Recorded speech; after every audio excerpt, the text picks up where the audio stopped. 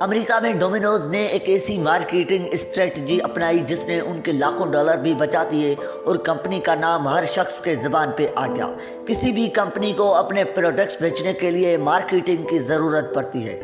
On average Hare company اپنے revenues کا 25% حصہ اپنے پروڈکٹس کو مارکیٹ کرنے میں خرچ کر دیتی ہے، جس میں کمرشل کا شوٹ ہونا، سیلیبریٹی سے انڈورسمنٹس کا لینا اور سب سے بڑا خرچہ ٹی وی چینلز اور نیوز پیپر پہ اپنے کمرشلز کو پبلش کروانے کا ہوتا ہے۔